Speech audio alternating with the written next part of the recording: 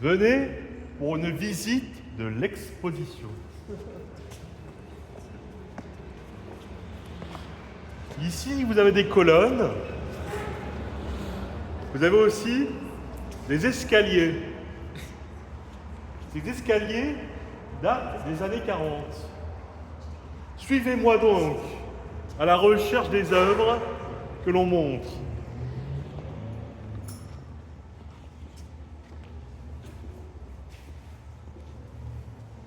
Je pense que le temps passe facilement, que derrière moi il y a des œuvres que je ne connais pas et que je veux vous faire découvrir petit à petit, moment par moment, vie par vie. Suivez-moi donc.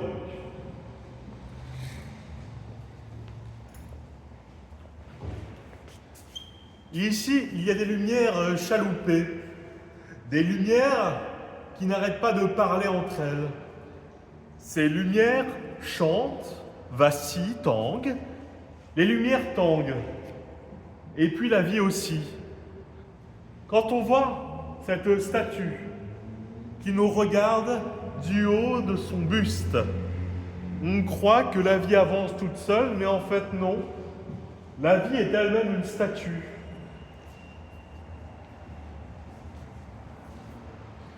Le plafond est lumineux, la terre est lumineuse, le temps qui passe est lumineux aussi. On regarde derrière soi s'il n'y a pas un freluquet, s'il n'y a pas une façon de danser avec la sculpture, de regarder le monde danser tout seul, de reculer et d'avancer et de reculer, et de voir la vie qui est très bien faite. Ces lumières nous apprennent plus sur le temps que le temps lui-même. Grâce à ces lumières, on n'arrête pas de penser à la vie qui avance, qui marche.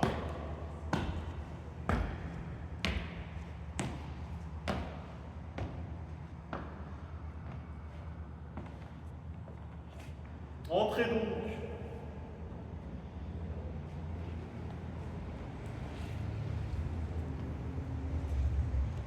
Ici, vous avez des mains perdues.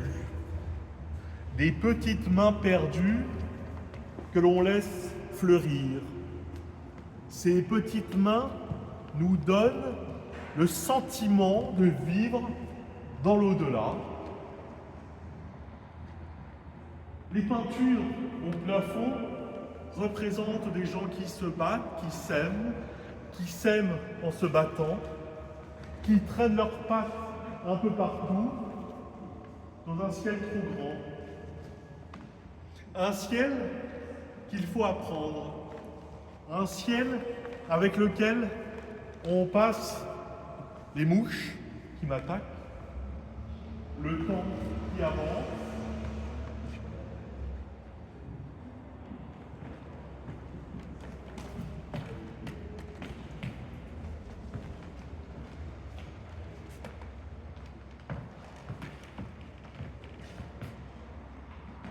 être une statue qui tangue un peu. Être une statue qui perd sa peau. Être une statue squelettique.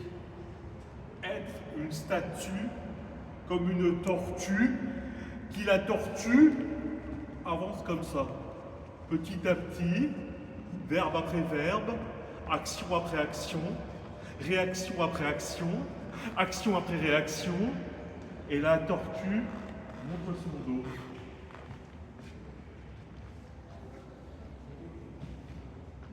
Ici, vous avez un oiseau qui s'écaille, un oiseau qui perd son aile, perd sa plume. Il se laisse aller, l'oiseau, comme si la vie n'existait pas. Et il avale des gens, l'oiseau. L'oiseau avale des gens.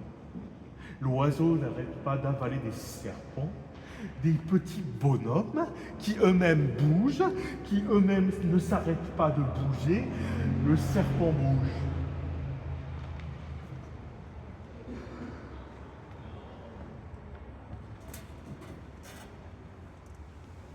Être sur une chaise, Être sur une chaise et la laisser pousser. Pousser la chaise dans son dos. Dans son dos, il y a une chaise. Il y a sous la chaise des pieds de chaise. La chaise elle-même a des pieds. Pourquoi épier la chaise si elle ne nous regarde pas? Pourquoi la chaise avance ou recule ou me fait tomber un peu à la renverse? La chaise regarde le sol regarde la chaise, le temps regarde la chaise, le rien regarde la chaise, le vide regarde la chaise, et les sculptures, presque anonymes, nous font apprendre sur la vie aussi bien que sur la mort. Et cette chaise-là avance toute seule.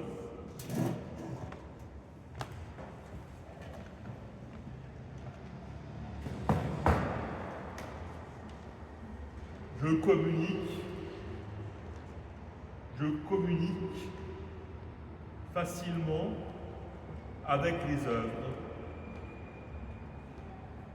Comment allez-vous? Que faites-vous ici? Mais qui êtes-vous? Pourquoi avez-vous choisi d'être dans une exposition? Quel est le rapport entre vous et moi? Pourquoi suis-je là? Pourquoi ne suis-je pas là? Pourquoi je discute avec des objets que je ne connais pas? C'est peut-être pour comprendre que la vie elle-même avance.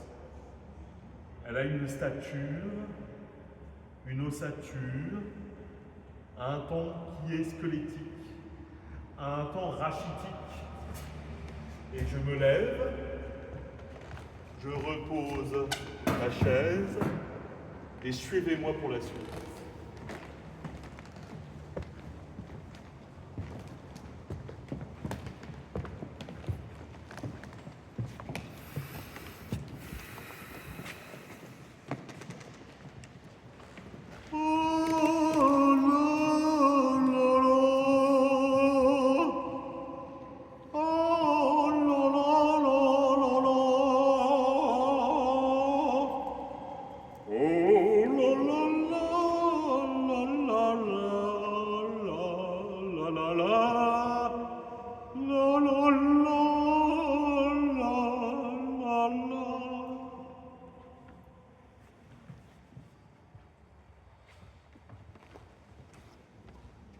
Je me pose à côté d'une chemise rouge et d'un pantalon rouge. Sous ce pantalon, il y a moi-même. Sous cette veste, il y a moi-même. Il y a le reste de moi-même. Le reste que je laisse quand je perce le mystère de la vie, de comprendre pourquoi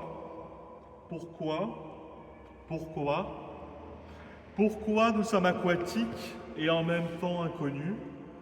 Pourquoi sommes-nous terrestres et connus?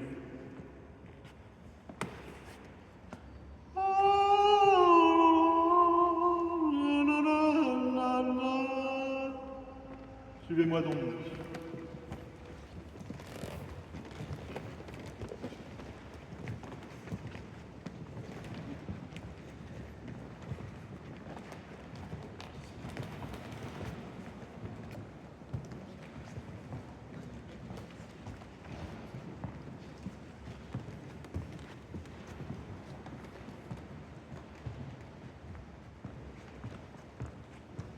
Je tourne sur cette statue parce que c'est une statue qui me ressemble. Je tourne autour de cette statue parce que cette statue me ressemble. Je vais à l'envers et j'ai la tête qui tourne. C'est pas facile de marcher à l'envers autour d'une statue qui ne bouge pas. Il n'y a que moi qui bouge autour de cette statue. Et qui es-tu là, statue de sel? Que fais-tu là,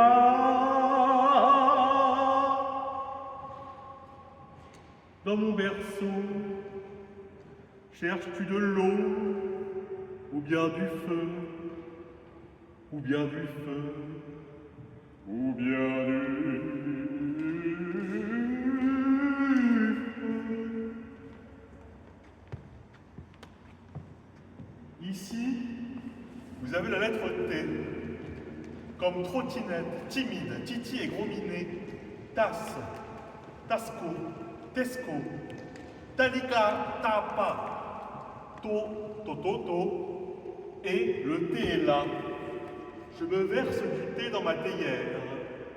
Je bois du thé. J'avale du thé, du café tous les matins un petit peu pour être un peu plus là dans ma vie. Le thé,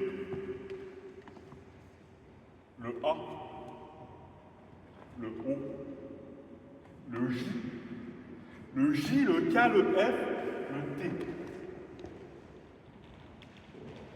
Ta ta ta ta ta ta ta ta ta ta ta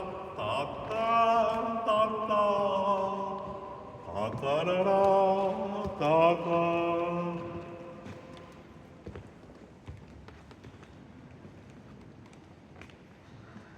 Ici, il y a une ombre de quelque chose que l'on ne connaît pas. L'ombre de quelqu'un qui se cache derrière un fantôme. Ce fantôme-là recherche quelqu'un qui se cache derrière un fantôme. Et pourquoi ce fantôme-là est là? Pourquoi chaque soir il y a des fantômes sous notre lit? Pourquoi sous notre lit il y a des fantasques fantômes qui sont avec le thé du fantôme et du ver de thé? Le ver de terre oublie le thé et attrape la théière pour en faire du café. Le problème du thé, c'est qu'il faut une théière d'aujourd'hui ou d'hier. Il ne faut pas faire le fier quand on a une théière. Ça ne sert à rien. Ça ne sert à rien d'avoir une théière. Ça permet juste de nous donner l'envie de vivre chaque matin un petit peu plus et de comprendre pourquoi l'on vit.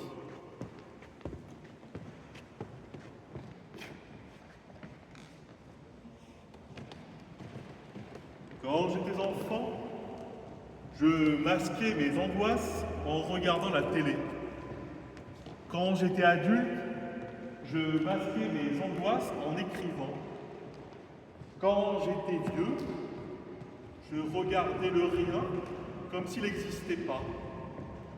Et depuis, j'avance avec mon ventre, mon nombril qui brille un petit peu chaque matin et chaque soir, qui recherche la vie d'enfant, la vie qui existe, et la vie elle-même reste polie avec moi.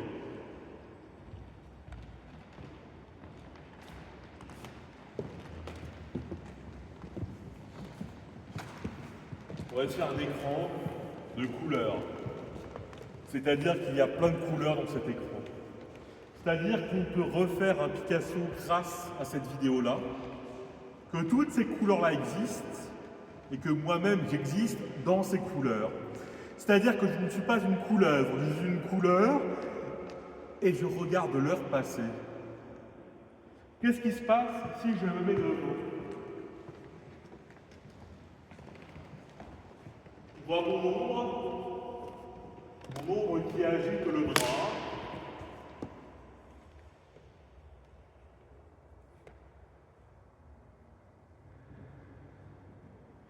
Mon ombre qui agite ma tête. Et j'ai plein de petites couleurs sur moi que j'arrive à capter.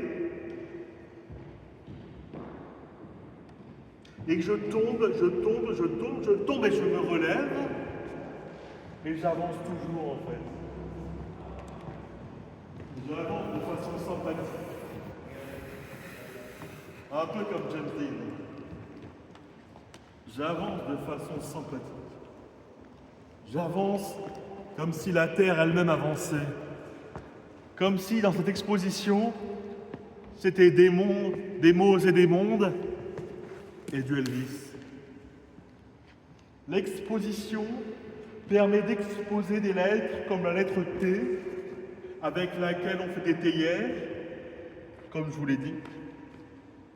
Et que derrière moi, il y a toujours un fantôme qui me tapote l'épaule.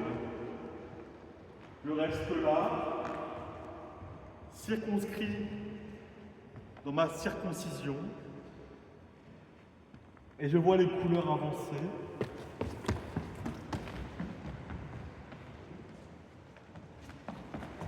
Sur moi. Mes lèvres bougent imperceptiblement. Je peux être ventriloque aussi. Elle vous parle d'enfants que les moins de 20 ans ne peuvent pas connaître. Et je continue ma vie comme ça, à voir que les murs blancs ne sont pas que blancs, qu'ils sont colorés comme mon cerveau. Mon cerveau est coloré. Et puis un parapluie juste là, au-dessus de vous, qui ne va jamais tomber, qui ne va jamais s'asseoir. Un parapluie qui compte les gouttes. Un parapluie qui a besoin des gouttes.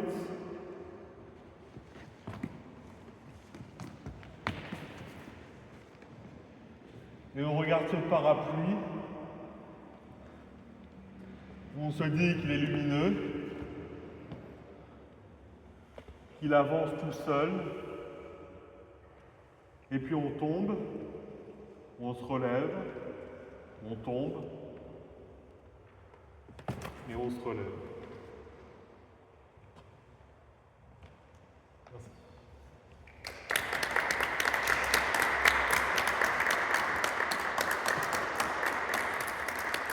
Merci. Merci.